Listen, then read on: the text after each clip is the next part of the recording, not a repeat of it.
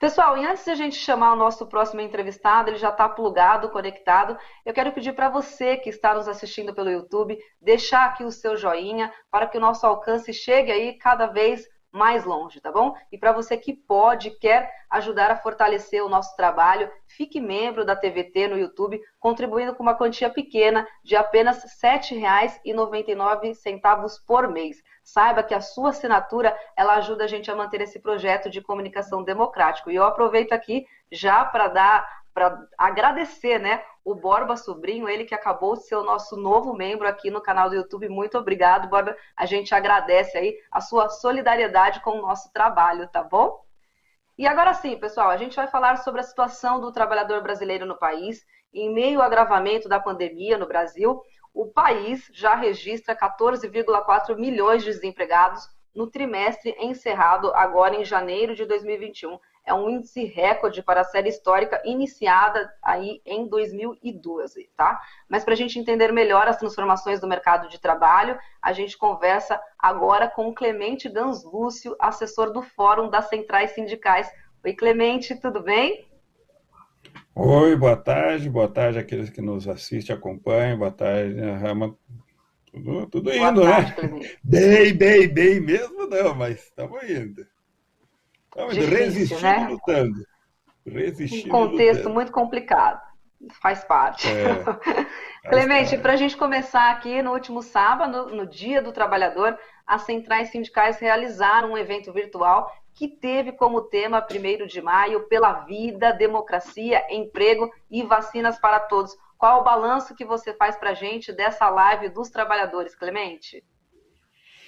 Bom, foi um evento na internet, um evento importante, foram 3 horas e meia, 3 horas e 40, transmissão pela TVT, um cruzamento de transmissão com os sindicatos, centrais sindicais, federações, confederações, sindicatos, muitas páginas do Facebook também retransmitindo. Foi um evento importante, importante primeiro porque as centrais sindicais, como você disse, apresentaram uma agenda prioritária em torno da defesa da vida, da democracia, do emprego, do auxílio emergencial de R$ 600 e de vacina para todos. Essa agenda foi apresentada pelo movimento sindical, os dirigentes sindicais, as mulheres das centrais sindicais que também ali participaram representando o movimento sindical, as personalidades políticas, os ex-presidentes Fernando Henrique Cardoso, Dilma Rousseff e o presidente Lula participaram também da live, falaram da perspectiva dos desafios que a economia brasileira tem, lideranças políticas, Ciro Gomes, Baleia Rossi, presidente do PMDB, do MDB, e outros partidos políticos, também como o PSOL, como os deputados do PL e do Solidariedade e outros partidos também participaram. Tivemos vários artistas participando, lideranças políticas como o governador Flávio Dino, a Manuela também estiveram, vários artistas participaram do evento, todos eles convergindo para a importância de termos unidade, de termos prioridades, todos convergindo para a prioridade da vacina, prioridade do auxílio emergencial, a prioridade de termos uma outra perspectiva de desenvolvimento e de avanço para que a economia possa vir a retomar uma dinâmica favorável em termos de crescimento e geração de emprego. O pré-requisito para isso é vacina para todos e todos os cuidados e procedimentos de proteção ao sistema de saúde e de proteção da vida das pessoas. A vacina não resolve todos os problemas, ela é uma dimensão fundamental, mas nós deveremos continuar tendo os protocolos de cuidados e de proteção, uso de máscaras e todos os protocolos de distanciamento, até que a gente venha superar, esperamos, essa crise sanitária, que não será no curto prazo, mas a vacina é fundamental para que a economia possa ser retomada, e essa retomada significa a geração de empregos, porque o problema do desemprego é muito elevado. Então foi um evento muito importante, tivemos shows, várias participações musicais, um show de encerramento muito bonito, E foi um evento, não foi um evento comemorativo, porque a situação é dramática no país, foi um evento de denúncia, de resistência, de solidariedade a todas as vítimas do Covid e também um evento político no sentido de mostrar que basta esse governo, basta essa política genocida, basta essa política que destrói o país, a imagem do país no mundo, destrói várias políticas fundamentais para a proteção da vida, para a proteção dos empregos.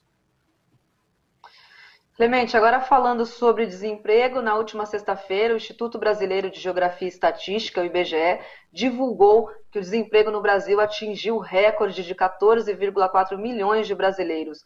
O número de desalentados também atingiu um patamar histórico, com 6 milhões de brasileiros que desistiram de procurar emprego. Em um ano de pandemia, o Brasil perdeu quase 8 milhões de postos de trabalho. Como é que você vê esses números, Clemente? Bom, esse é um quadro dramático para o mundo do trabalho. Ele se agrava de forma muito acentuada com a crise da pandemia, mas é um quadro que a pandemia acentua de forma dramática, mas um quadro que já vinha se deteriorando anteriormente à crise sanitária. Desde 2015, o Brasil vive uma situação de travamento na economia. A crise política do impeachment da presidenta Dilma gerou um travamento muito grave na economia. Esse travamento na economia, o governo Temer dizia que ia resolver, não resolveu, um crescimento muito baixo. O governo Bolsonaro disse que ia, com o Paulo Guedes, tirar a economia do buraco e fazer uma trajetória de retomada do crescimento. Nós só afundamos e o enfrentamento da crise sanitária só fez agravar ainda mais a crise econômica, ou seja, o país não tem uma estratégia econômica de enfrentamento da crise sanitária e nem tem uma estratégia e uma coordenação adequada para o enfrentamento sanitário, ou seja, para o tratamento da crise sanitária, para que as pessoas estejam protegidas e para que a economia também protegida possa ajudar a resistir no enfrentamento da crise sanitária. Ou seja, internacionalmente o Brasil é visto como um dos piores casos na gestão econômica e sanitária dessa crise. A consequência são esses dados que você apresentou, um dramático crescimento do desemprego, uma dramática situação de informalidade e uma dramática situação do ponto de vista da ausência de perspectiva. Pobreza voltou, miséria voltou, crescendo, desigualdade crescendo, insegurança alimentar, as pessoas passando fome, e é um quadro que, infelizmente, não tem solução no curto prazo, porque a política do governo federal não atua de maneira assertiva, de maneira correta no enfrentamento desses problemas. Quando você fala do aumento da desigualdade, segundo aqui um próprio estudo do DIEESE, esse auxílio emergencial que o governo está pagando para a população, para uma família de 4 pessoas só dá para comprar por dia menos de meio bife, menos de meio copo de leite, 1,5 concha de feijão, 3 colheres de arroz, 1 tomate, meia batata e 1,5 pãozinho. Por intermédio dessa pesquisa dá para a gente entender por que tem muitos brasileiros que voltaram ao mapa da fome, né, Clemente? Exato, se você considerar que o auxílio emergencial começa com R$ 150, nós estamos falando em R$ 5 por dia. Quer dizer, como que você pode imaginar que uma família com R$ 5 por dia vai dar conta de fazer a resistência a essa crise econômica decorrente dessa crise sanitária, uma descoordenação do governo e, portanto, uma crise sanitária que se agrava no número de mortes, no escandaloso número de mortes, e numa crise econômica sem precedentes. Diante dessa crise, o governo faz um auxílio emergencial de R$ 5 por dia. São esses números que o DIEESE tenta mostrar quanto que isso é insuficiente. R$ 600 já é um auxílio emergencial que não é capaz de dar conta de todas as dimensões da proteção econômica, mas é um auxílio mais robusto, que o ano passado atendeu mais de 70 milhões de brasileiros e brasileiras, Foram quase 300 bilhões de reais que o governo federal colocou por meio de um projeto de lei, de uma aprovação no Congresso Nacional. Lembrando que o Paulo Guedes não queria o auxílio de R$ 600, o Paulo Guedes propôs um auxílio emergencial de R$ 150, que ele efetivou esse ano novamente. O Bolsonaro chegou a dizer, dá para a gente chegar em um auxílio emergencial de R$ 200, e ao final o Congresso aprovou um auxílio emergencial de R$ 600. E isso propiciou uma proteção muito mais robusta do que essa que nós temos hoje. Para termos uma ideia, o governo espera gastar em torno de 40, 50 bilhões, ou seja, um sexto daquilo que foi gasto o ano passado. A cobertura vai diminuir muito, milhões de brasileiros e brasileiras não terão a cobertura do auxílio emergencial, e isso vai gerar uma situação de desproteção ampliada para brasileiros e brasileiras que, não tendo oportunidade para voltar para um emprego, para uma ocupação, não terão a proteção que o Estado deu o ano passado. As centrais continuam pressionando o Congresso Nacional. Hoje de manhã nós tivemos uma reunião dos presidentes das centrais sindicais com o presidente do Senado, o senador Rodrigo Pacheco. Nessa oportunidade, as centrais, mais uma vez, levar ao presidente do Senado a demanda para que o Senado e a Câmara dos Deputados vote a medida provisória e, ao votar, altere o valor do auxílio emergencial para R$ 600. Nós vamos continuar na pressão, pressionando os parlamentares para que essa medida seja alterada e a proteção seja uma proteção mais adequada ao tamanho da crise que a gente está vivendo e uma proteção econômica efetiva, e não a isso, como você bem citou, a essa desproteção por, na verdade, ser quase um valor irrisório diante daquilo que é o mínimo necessário para que as pessoas consigam resistir a essa crise econômica.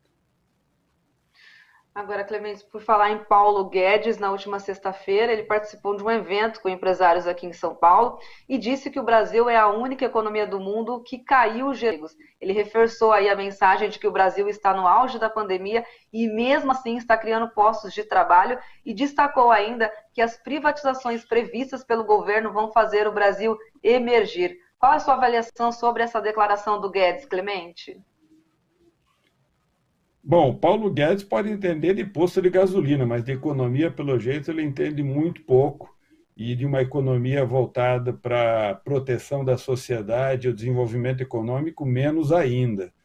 Lembremos que nós estamos já há mais de um ano nessa pandemia e o Brasil não tem uma estratégia econômica, o país não tem uma abordagem adequada, o país não tem uma capacitação dos seus atores sociais, dos atores econômicos, para resistir e atuar do ponto de vista da proteção das empresas e da proteção dos empregos. Ou seja, o país está à deriva, tem uma descoordenação sanitária e uma ausência de coordenação e de iniciativa do ponto de vista econômico.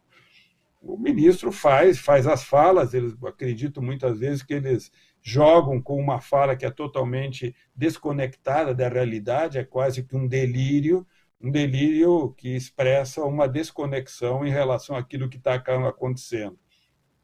Como você disse, foram mais de 20 milhões de pessoas que foram deslocadas no mercado de trabalho, perderam posto de trabalho, foram demitidas, foram para a inatividade, são quase 6 milhões de pessoas desalentadas, mais de 32 milhões de pessoas que estão subutilizadas, portanto, estão no mercado de trabalho, estão em alguns postos precários, mas não trabalham aquilo que poderiam trabalhar, mais de 14 milhões de pessoas desempregadas.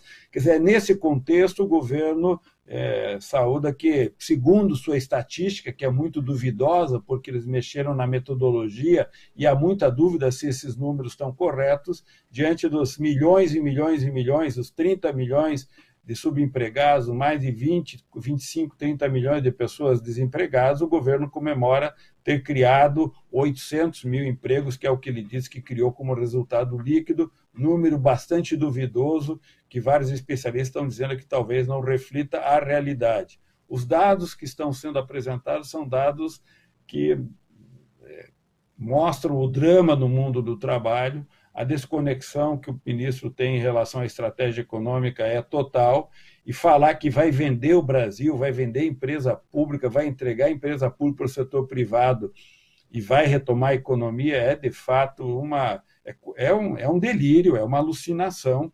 Lembremos o que aconteceu agora recentemente no Amapá. Lembremos que o setor elétrico no Amapá foi todo ele privatizado, apagões em cima de apagões, o setor privado não deu conta de garantir abastecimento de energia elétrica, e quem foi salvar a ausência de energia elétrica novamente foi o setor público, foi a Eletrobras, o setor estatal, foram os trabalhadores das empresas estatais que foram para lá resolver o problema, porque o setor privado não resolveu o problema. Aliás, no mundo, muitas privatizações vêm sendo revertidas e reestatizações vêm sendo estabelecidas porque o setor público está descobrindo que as privatizações feitas prejudicaram a oferta de serviço público, houve desinvestimento em vez de investimento e houve muitas vezes um aumento exacerbado do custo daquele serviço, ou seja, há uma reversão por vários motivos, indicando que não é um bom caminho.